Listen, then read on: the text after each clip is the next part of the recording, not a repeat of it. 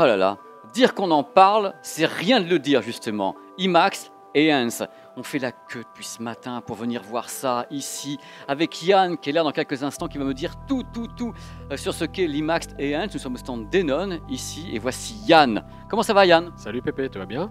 Je suis en pleine forme et je suis super content pour toi parce que, comme on dit vulgairement, ici ça ne désemplit pas, vois-tu. Depuis ce matin, tu arrives à refuser du monde dans une salle qui est pourtant grande. C'est parce qu'il y a de l'IMAX et Hans. C'est quoi l'IMAX et Hans, Yann? Alors l'IMAX et Hans, c'est un traitement audio et vidéo. C'est-à-dire qu'en fait, IMAX a ces films qui sont stockés depuis des années. Ils ont traité des films, ils ont aussi enregistré des films en IMAX, comme Mission Impossible ou des choses comme ça. Et du coup, ces films, une fois qu'ils sont passés en salle de cinéma, ils sont stockés, on n'en profite plus. C'est-à-dire que ces films étaient en 4/3 avec une scène beaucoup plus large, on avait une hauteur de film intéressante, on n'était pas réduit dans le 2.35, on avait une bande son bien particulière. Oui, t'aimes pas ça. Non, mais on n'est pas réduit en 2.35, mais c'est vrai que l'IMAX, quelque part, tiens, tu vas répondre à mon truc. J'aime bien prendre un peu la parole comme ça. Tu sais bien que l'œil humain voit en largeur. Et justement, l'IMAX est pointé avec tout Hollywood qui a dit mais pourquoi vous mettez un truc en hauteur? Parce qu'on voit aussi en hauteur, les yeux bougent vite, c'est-à-dire qu'on a besoin de regarder là-haut, en bas, à gauche, à droite.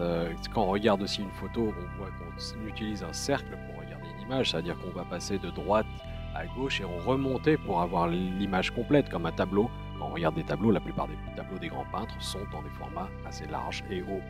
Donc là, cette fois-ci, l'IMAX et Hans, c'est l'IMAX pour le grand public. Donc il débarque chez toi avec ton entité Denon. C'est ça, c'est-à-dire qu'en fait, on va pouvoir retrouver ce qu'on avait en salle de cinéma, la bande son IMAX chez soi avec du Denon, et bien sûr, la qualité de l'image avec des produits dédiés IMAX comme Sony qui est aussi partenaire d'IMAX. Alors explique-moi, l'IMAX, enfin le son de l'IMAX est stocké sur quoi? Du Dolby Atmos, DTS? C'est quoi? Comment on le stocke sur le Blu-ray disque? Sur du DTS, ça veut dire qu'en fait IMAX va retravailler ça sur du DTS, va l'intégrer puisqu'ils ont leur propre codage, ils ont leur propre traitement audio et en fait ça va utiliser les pistes DTS pour pouvoir les rediffuser dans une installation DTS X standard. Donc cet IMAX et Hans est donc exclusif à Denon pour le moment, ou est-ce que c'est quelque chose qui vont, on est entre nous, qui vont lancer un peu partout, mais pour le moment vous êtes les premiers, c'est ça? On est les premiers, après il n'y a pas d'exclusivité à ce jour, donc on est les premiers, mais on va voir si les autres suivent. D'accord, mais dans tous les cas, est-ce que tu penses pas, je vais encore poser une question que j'ai déjà posée dans une autre vidéo, il y a le DTS, DTS X, Dolby True HD, il y a le Dolby Atmos, on rajoute encore un truc par-dessus. Est-ce que vraiment tous les gens qui étaient ici t'ont dit c'est totalement différent de l'Atmos, ou malgré tout ça reste impressionnant, mais bon, ça reste un son de plus qui va de tous les côtés? C'est impressionnant, c'est-à-dire que la gestion des basses est vraiment très très belle. On a vraiment des basses qui sont pleines, précises, dynamiques, sans saturation. On a aussi un placement qui marche très très bien avec le décodeur DTSX, puisque le DTSX en fait partie.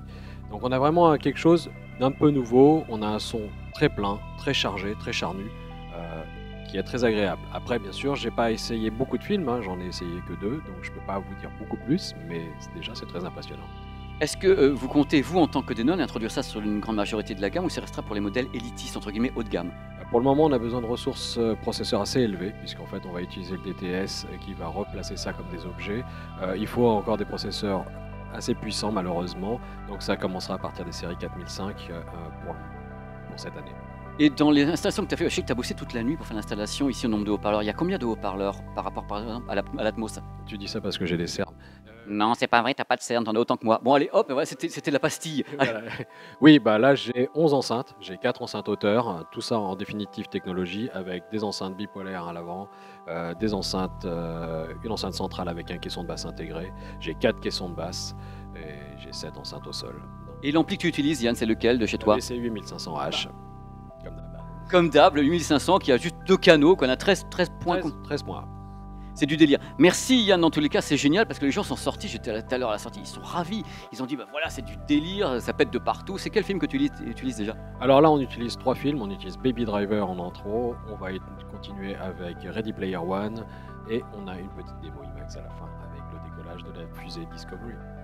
On peut voir là derrière toi justement, qui est juste à l'écran. Écoute, merci Yann, dans tous les cas, j'encourage encore les gens qui sont ici, qui vont cette vidéo, à venir ici et à découvrir bientôt l'IMAX et Hans à la maison. À la maison, tu pourras avoir ton IMAX.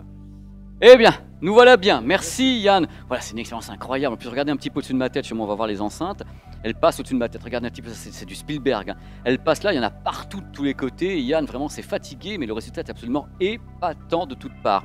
Merci dans tous les cas, on se retrouve très très vite pour une autre vidéo du salon audio-vidéo ici. Du délire quand même.